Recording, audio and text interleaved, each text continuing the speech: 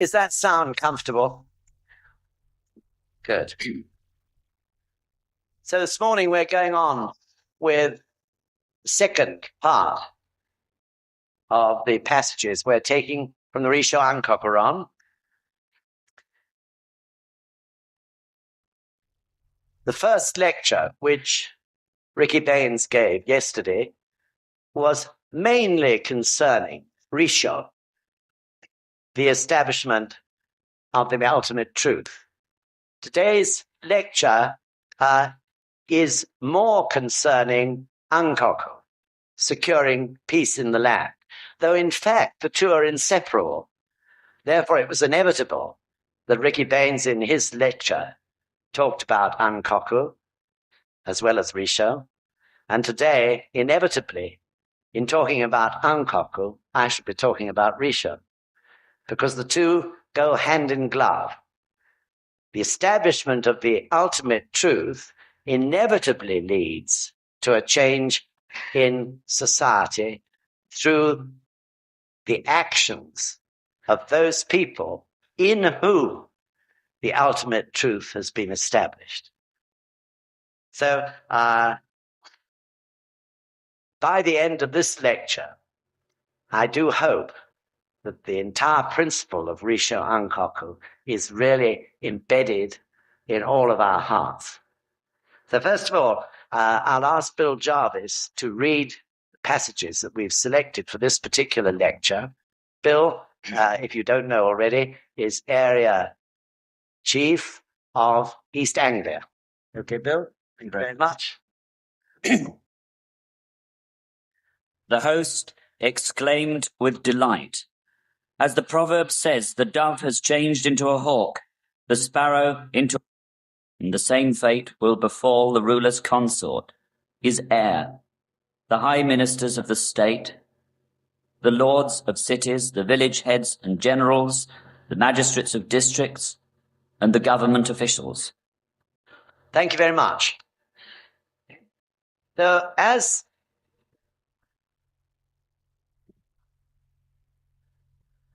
a starter, let's just consider the main reasons for the Risho Ankokuron being such an important document. This will help to the continuity, if you like, between this lecture and the one you had yesterday. There are three reasons, main reasons. First of all, the Risho Ankokuron gives one the reason for and the solution to the sufferings of humanity today, in this world, right now. Secondly, it provides the reason for the existence of Soka Gakkai International and the reason for your existence in this room on this course today.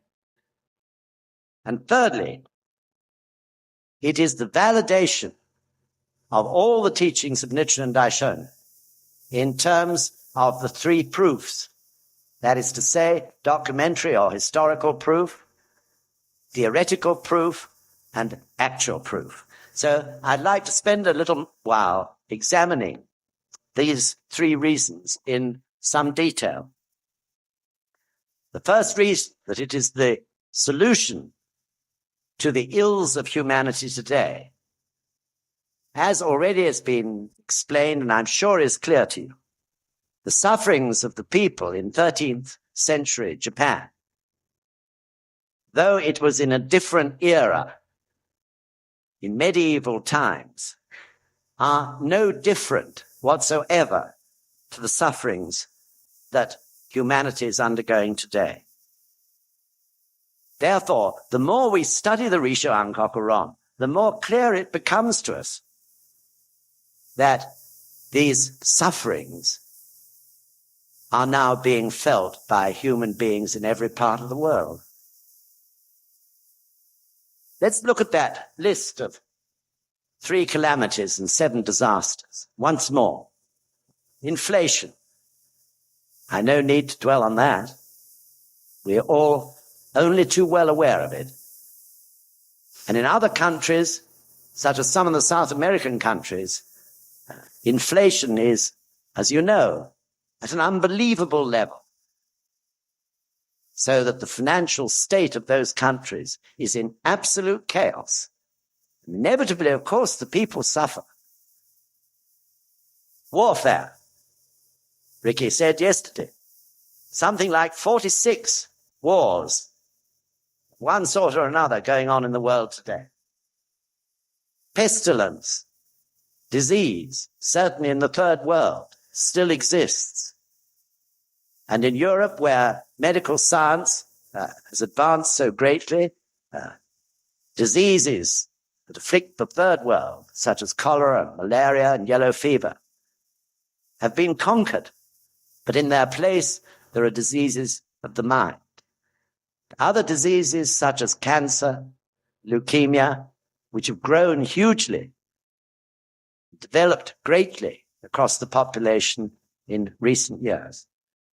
The 7 disasters, disease is mentioned again, foreign invasion.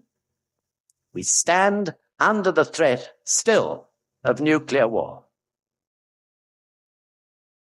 Even if nuclear weapons were banned, we still stand under the threat of what is known as conventional war. What an absurd term, isn't it? Conventional war. Nevertheless, the 2 superpowers exist on either side of our borders. Europe stands in the center, the battleground of any future conflict. Internal strife we've seen in our own country in recent years, as early as, or as recently as last year. The miners' strike was nothing else but internal strife. Now, this is a disturbing sign, the beginning, or it could be the beginning, of much greater strife. Extraordinary changes in the heavens. In one of my public lectures, I mentioned the point, I think Ricky mentioned it yesterday, about the use of aerosols. Scientists say this is destroying the ozone belt that protects this Earth, this planet. This is an extraordinary change in the heavens. There may be other effects on the atmosphere that surrounds us, which none of us really understand, through pollution and so on. Solar and lunar eclipses. When I lived in Tokyo, 1968, 9, till 1974, you never saw the moon at night, and you never saw the stars during a great deal of the year. This was because of the filth and pollution in the air. The sun and the moon eclipsed. Children were ordered by radio not to go to school because the air was so polluted that they would have become sick walking from their homes to school and back during the day.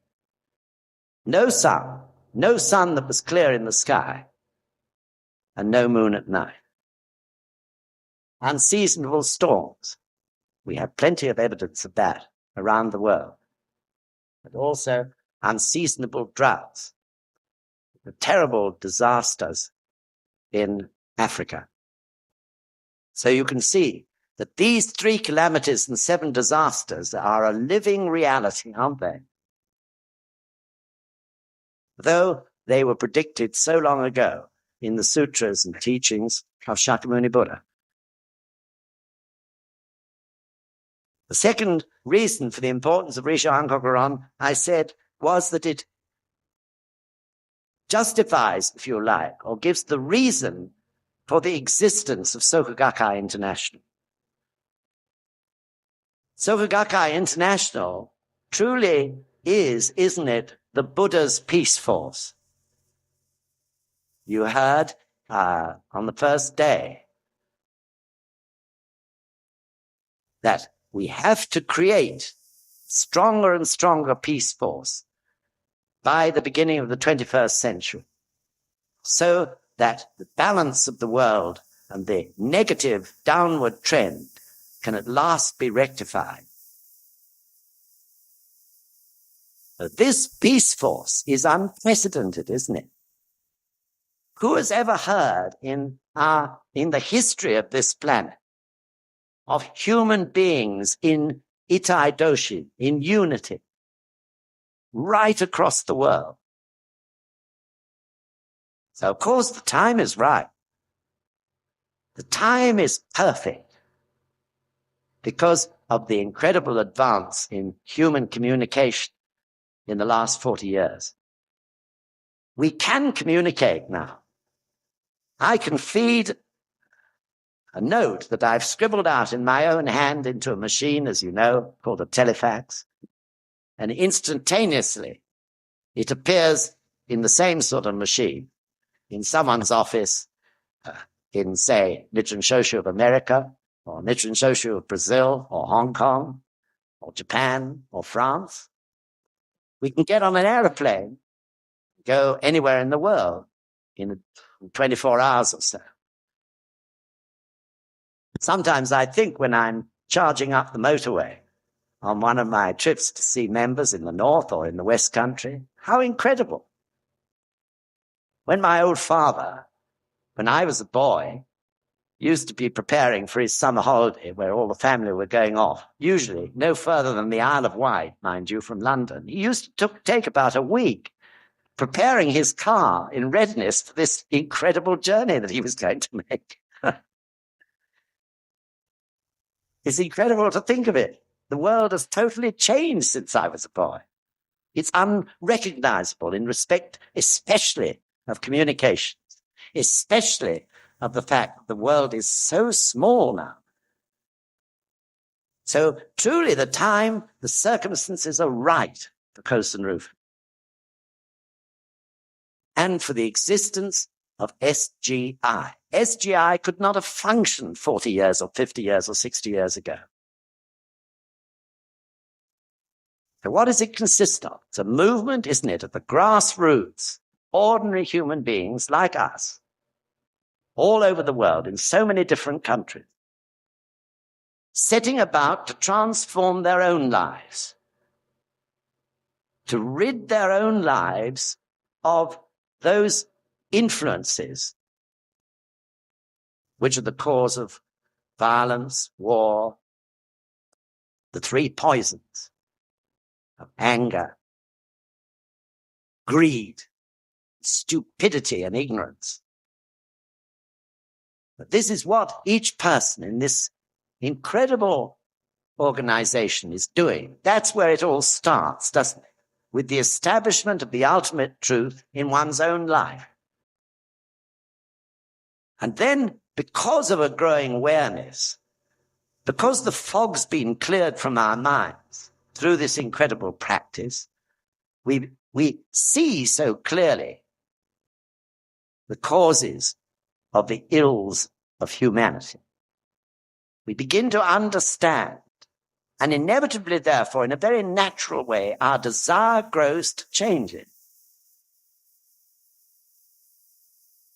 So, Sean Seymour this morning gave such a good experience, it was really moving. Through the workings of the ultimate truth, Risho, in his and his wife's lives, they are concerned with their community. This is beautiful. I hope that those members or groups of members who live, for example, in the area of Notting Hill, will be chanting this weekend that the Notting Hill Carnival, which in the past has been the scene of racial strife, proceeds without any bad incidents, and that everyone taking part in it enjoy themselves and are happy. I wonder how many of the members have realized that. It takes time to realize one's responsibility. It's a natural development, isn't it, of the transformation in one's own life. So the weapon, of course, of these bodhisattvas of the earth who form this organization called Soka Gakkai International, or NSUK, is Daimoku. We have very little understanding of the incredible power of Daimoku. Though Nichiren Daishonin, of course, explained it in many Gosho. We know, theoretically, the power of Daimoku is limitless. But our minds narrow that power down through what we call a hongamyo attitude. We can't believe such power exists. So our minds say, I'd like to achieve this, but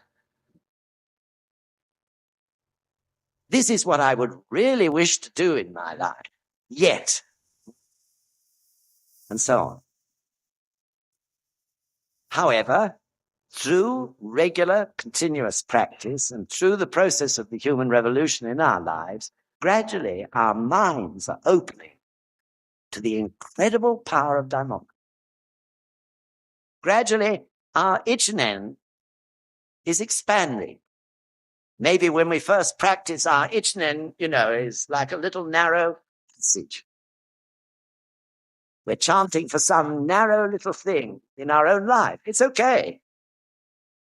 The important thing is to chant for that narrow little thing, because in the doing of it, you're opening that passage, that little narrow gap, a little wider. Gradually, through our actual proof and experiences of the power of Daimoku, this passageway of our ichinen is becoming wider and wider and wider, until in the end we can embrace not just our family, but our place of work, our whole neighborhood, our whole country, the whole world. And our Daimoku is exactly relative in its power to our ichinen, to how much our life is open. This is the point, isn't it? Gradually, through actual proof, we develop this understanding. And people all over the world in this extraordinary organization are developing this understanding. So speaking personally, I feel so fortunate, and I really feel so proud. Or perhaps it's better to say I sometimes really wonder at my luck to be part of this extraordinary organization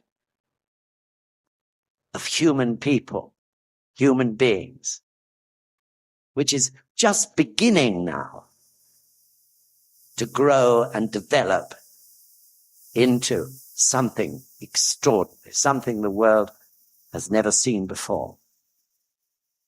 So I think it's important to understand SGI. It's important to grab hold of a copy of the SGI graphic if you see it, to remind oneself that we're not alone, that there are people doing their human revolution and doing activities in every country, or almost every country of the world. We are part of that movement. And because in each country, each person is chanting to the Gohonzon in an amazing way, we're all in rhythm. We could travel from here to Peru and settle into activities there in a moment. We might find the discussion meetings a little strange, in a different language, singing different songs, with different social problems to discuss. But we would quickly fit into the rhythm of it all. And then furthermore, each one of us in our own sphere begins to view our environment in a new way. We become so perceptive to human suffering through the power of the Buddha state working. Because we become so perceptive to human suffering, the desire in us grows to change it. Just the same as that desire is growing in Sean and Jane Seymour. And inevitably, we will bring about change, as I was saying on the first day you arrived. Inevitably. By perhaps quite small actions, by sowing seeds of a new way to look at things in our fellow workers or in our boss, it will change. Like ripples, isn't it? As we often use that simile of ripples dropped into a pond, then moving outwards. So only you understand your environment. I don't understand it. Sensei doesn't understand it. Even your headquarters leader doesn't understand it. Only you understand your environment. Only you know your neighborhood, together with other people, you shakabuku, of course, around you. So each of us is an expert, or should be, if we keep our eyes open, experts, so far as our own environment is concerned, because no one else shares it. So no one else can be responsible for it except ourselves, isn't it?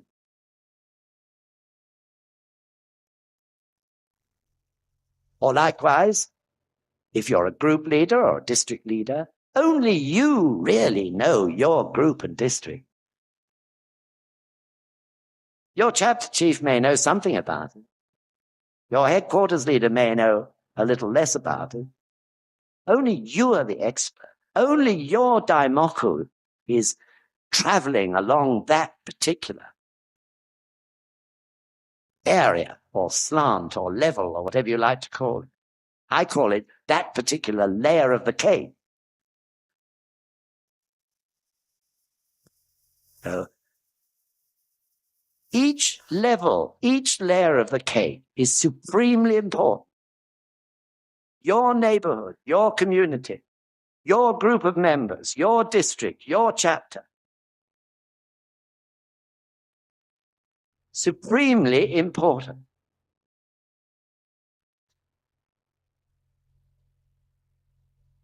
In the same way, President Ikeda can see, just as the Gosho says, paths, which we can't see, concerning Kosanufu of the world. We're not chanting every day for Kosanufu of the world. Not in the sense that President Ikeda is. That's his layer of it. My layer of the cake is Kosanufu of the United Kingdom. Probably no one else in the UK is chanting with such concentration and such ichinen for Kosanufu of the United Kingdom as I am.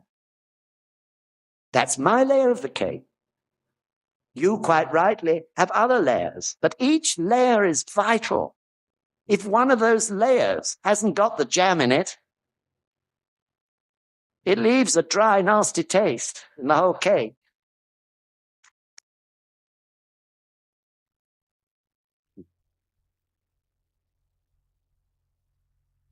So you can clearly understand from this very simple thing, really, concept, the master-disciple relationship in Nichiren Shoshu Buddhism. There is no other master-disciple relationship that I know of in any other religion which is anything like it. Because the disciples do not move in the footsteps of the master. The disciples, followers, do not shelter under the umbrella of the master. The master tries his utmost to give each member, each person, everything he knows about faith and about the application of that faith to his own human revolution, and if you like, to Ankoku, to securing peace in the world, to Kosanufu. And each person takes it into their life, or this is what they should be doing. They absorb it like a sponge. And then, in their own particular environment, They stand alone, don't they? No sheltering under umbrellas anywhere. There are no umbrellas to shelter up. You're really out in the cold, under the rain. And there you bring this out, blended with your experience of your particular environment, your knowledge, blended with the Buddha wisdom, and use it in the way that's best for your circumstances. So only you can do it in your particular environment. I cannot tell you how to do it. Yet, all over the world, there are human beings like us beginning through their own human revolution, their own understanding of personhood, who take charge of their environments, their work area, their family, their social life, and of course their Buddhist activities. This is an extraordinary picture, isn't it? All these human beings walking down these paths, perceiving suffering, and naturally developing this desire to change it. Because if I don't change it, no one else can. So I better get on with it. It just blows my mind whenever I think about it.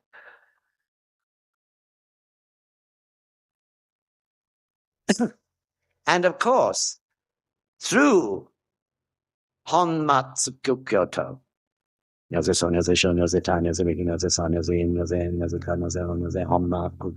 actually, in full, it's Honmatsu Kyoto.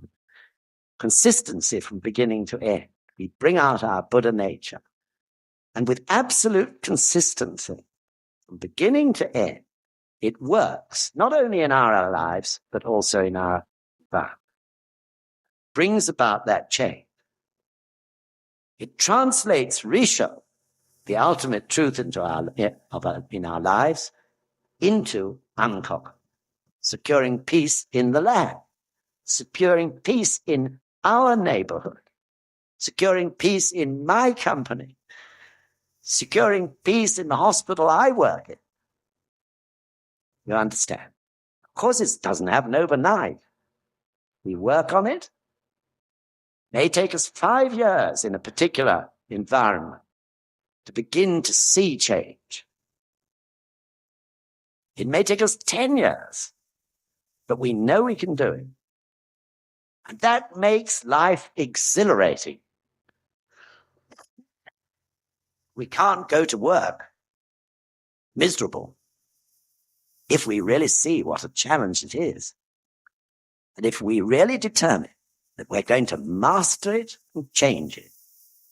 Master it in terms of mastering it in our Daimoku. So much for the justification, if you like, for the existence of SGI, the organization of the bodhisattvas of the earth.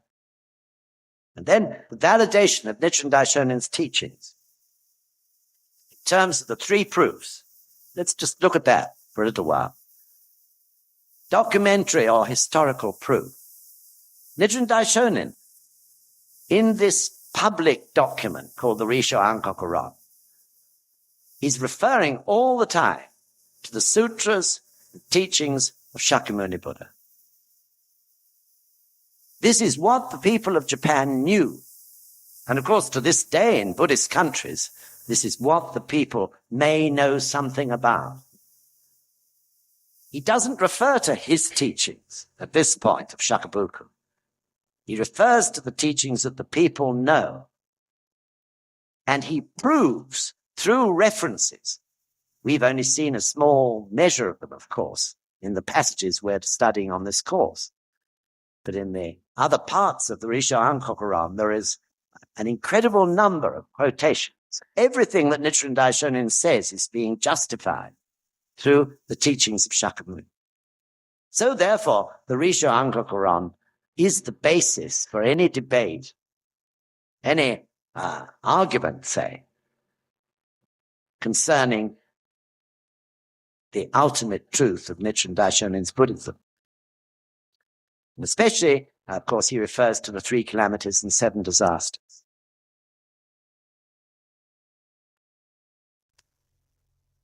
So this is important. We might say, why should it trouble us? Refutations of the incorrect practices or beliefs of other Buddhist or so-called Buddhist sects. Nichiren Daishonin, in so many Gosho, castigates Zen and Ritsu, Shingon and Nembutsu, especially Nembutsu and the Risho Ankokuram. But it is important for us in a general sense, because by reading and understanding the way in which Nichiren Daishonin makes clear the validity of his teachings, we can begin to understand how to view other religions, the religions of the West, Christianity, Judaism, Islam, and so on.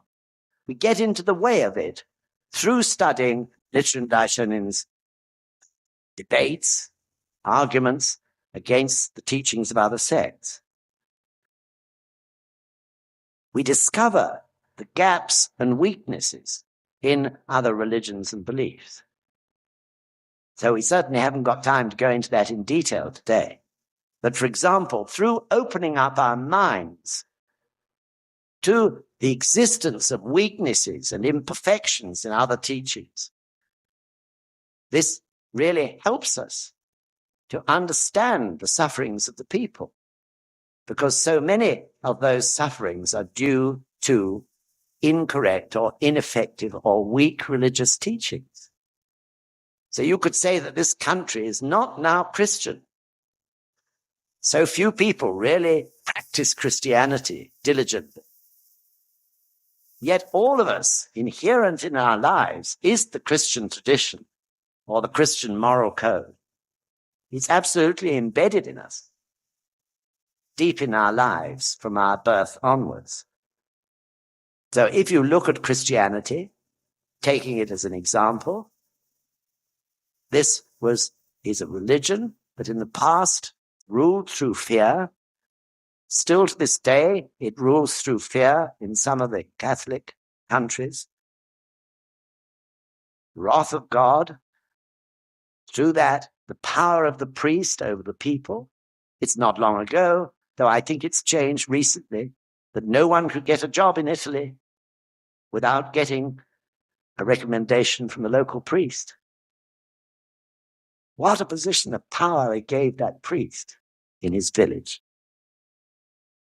The cult of Mary, what was the cult of Mary doing? Worshipping this mother figure.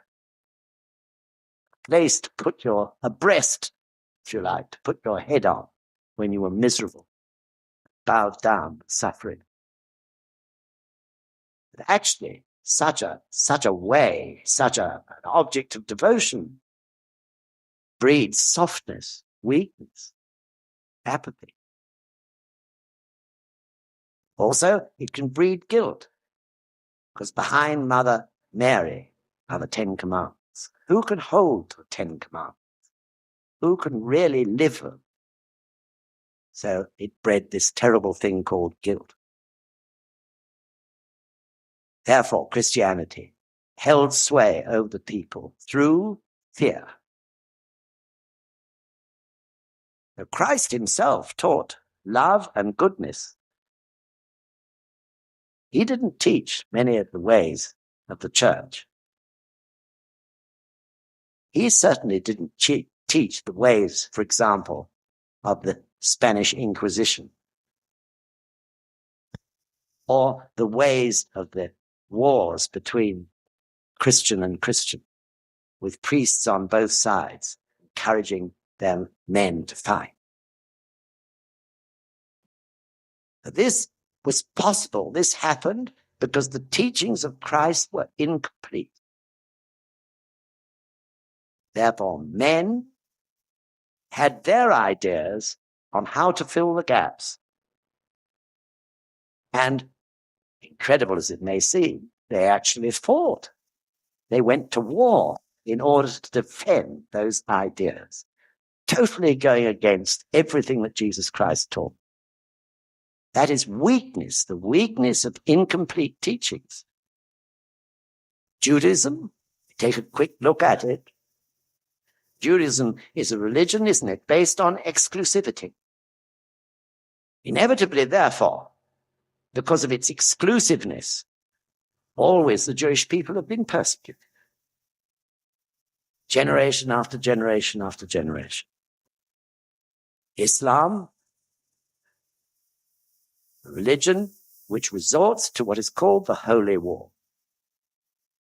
Karma of war is deeply integrated with Islam.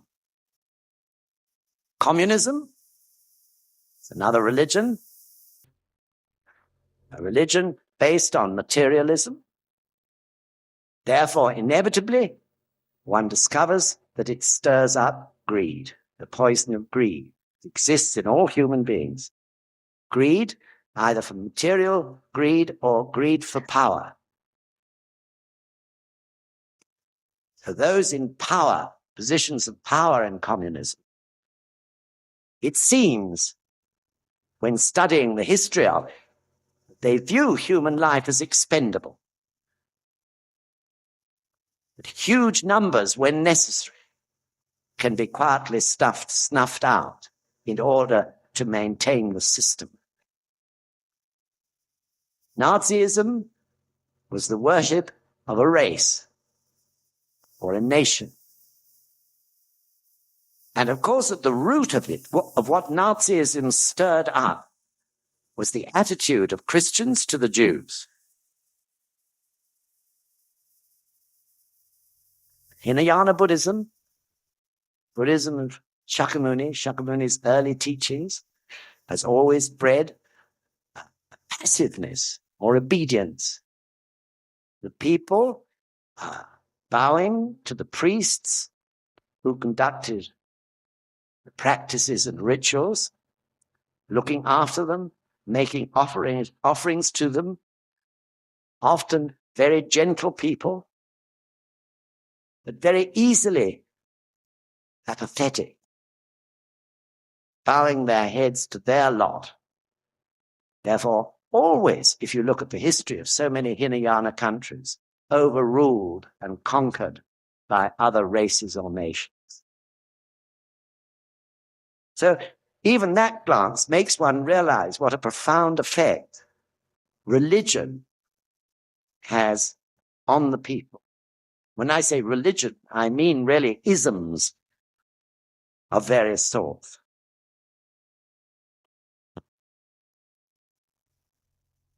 We were talking about documentary proof.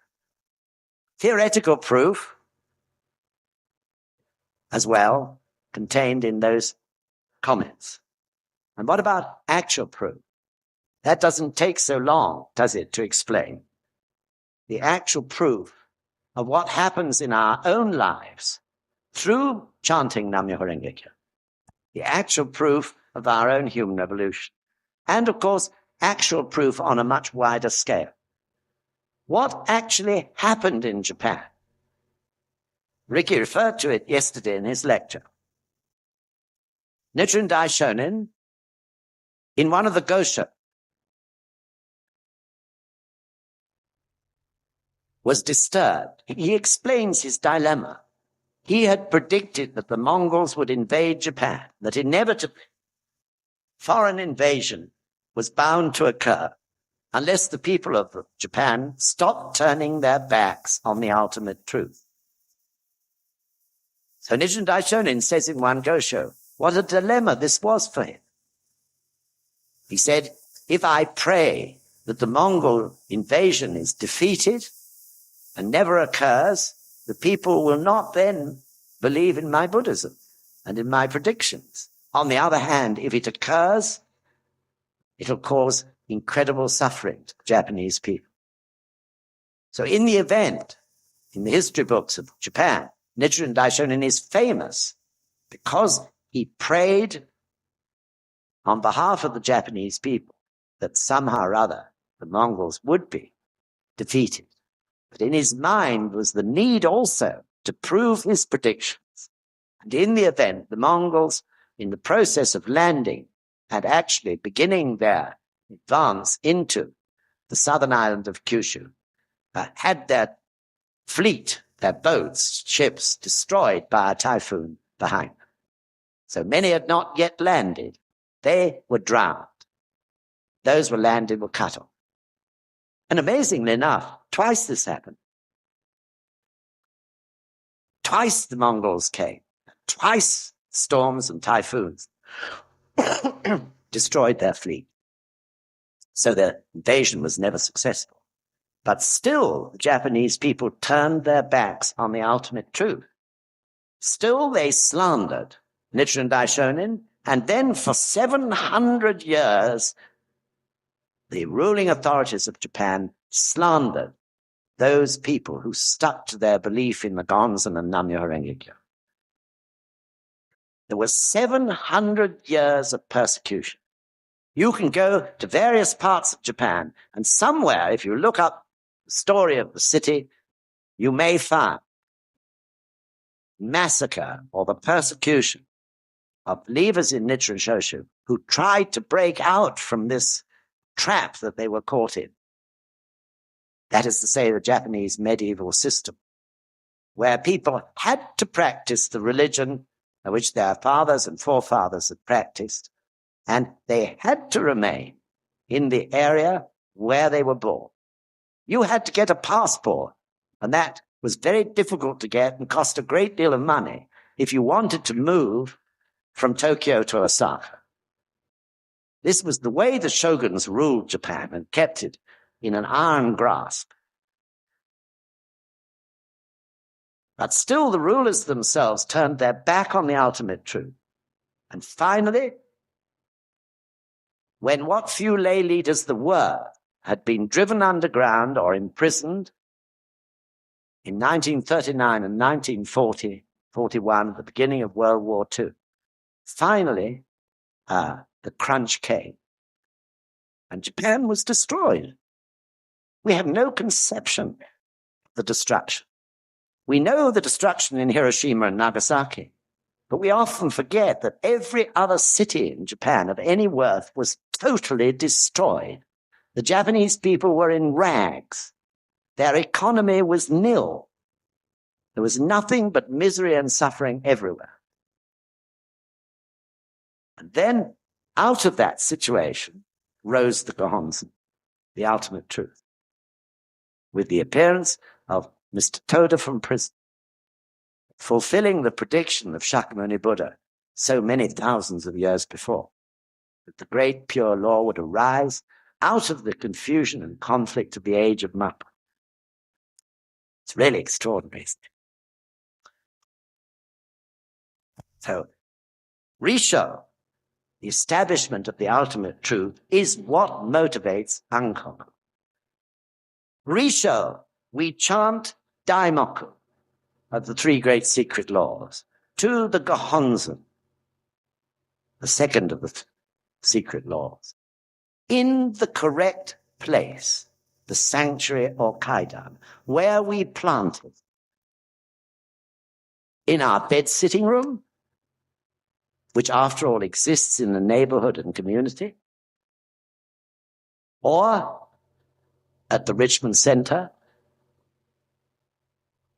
the place, the correct place for the United Kingdom as a whole.